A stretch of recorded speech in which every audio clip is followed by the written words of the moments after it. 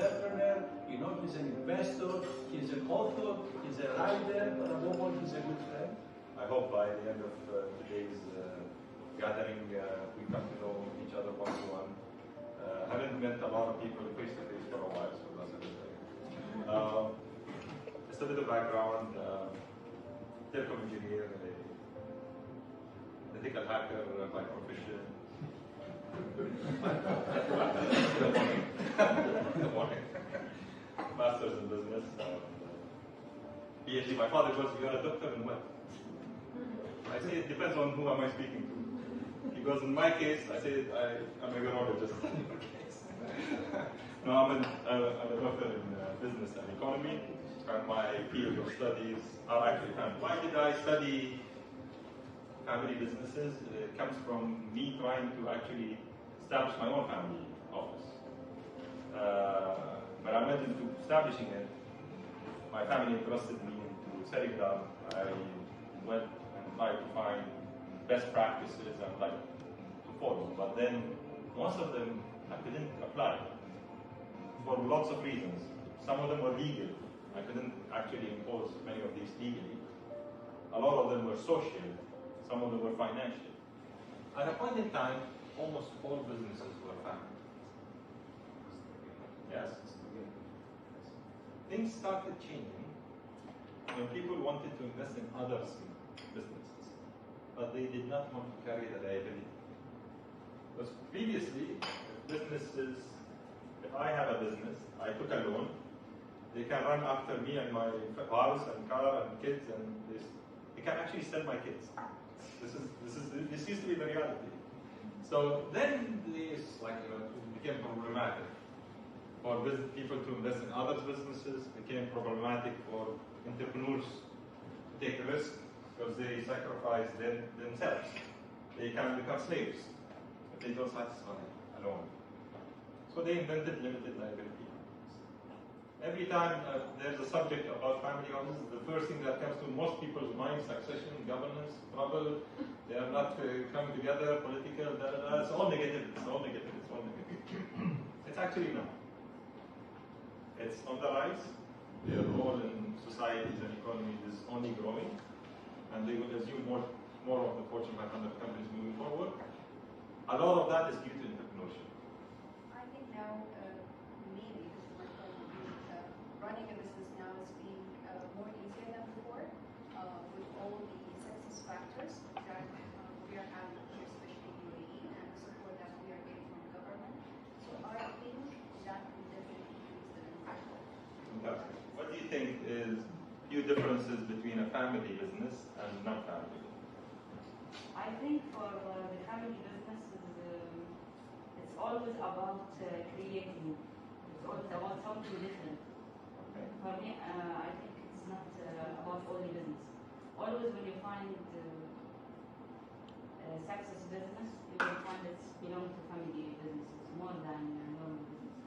So having worked also for a big family business here in Dubai and been responsible for supporting the owners with the succession planning and the conversation, it was always a difficult subject, first of all, to have the conversation, and there was some closeness from my experience to be open to that conversation. But for me, it also comes down to who is the right candidate. This particular business that I work for, without sharing the name, went through a period where the family were running the business and then they passed ownership over to a CEO, not a family member. It wasn't successful, so the family then took the business back. Is it successful now? Yes, absolutely. But could it be successful under another CEO that was a non-family member? Yes. Okay. So, a lot of debate on this subject. What academia hints on, most of these studies are non-conclusive. But there's a hint. They found in a few studies that if a family business is run by family members in 3 consecutive generations, has a higher chance of survival. And on the question whether money staying together using governments is a good thing or not, I usually encourage families to first of all, before attending to governance, is to agree that they want to stay together. Where I see most of the issues with families is that they want a forced relationship. The moment you give them that comfort, as shareholders, the family, that we are there to satisfy your living standard and the quality of life you'd like to live, and everything that we do is meant to achieve that, then they have the comfort that they want to stay together. A lot of conflict happens when this is no longer the target. When ego comes into play, when proving something to somebody becomes the game, somebody wanting to live a higher living standard than the rest, and the list goes on and on. So the objective of wealth is standard of living and quality of life, then they should be in agreement. Once they agree that they want to stay together, then you govern the relationship by putting governance. And then it can become sustainable. 85% of the money, seriously boring money, like sitting there yielding, take that check, send it to everyone around. Because the purpose of the family business is their living standard and their livelihood. They're not trying to conquer the world with their money. Okay? They would just want to live a nice life that they want as long as they're alive. You create this family charter, which is basically reflecting a wider understanding of governance across the family as shareholders. You evolve then into a governance structure, which is a board, management. The family, through the charter, reflects on their values and their interests. It goes into the governance of the board. And there are a lot of details that need to be addressed, and the right reason for listing needs to be attended. Also, there are a lot of factors, like running a listed company is a costly exercise. All of those audits, the listing itself is very costly. Maintaining a listing position is very costly. So cost plays a big role. Yes, you are happy with the governance. Probably a lot of parties are happy with the fact that you had to open your books. But then, is it justified when it comes to cost and return? Is it necessarily a positive or a negative thing? No.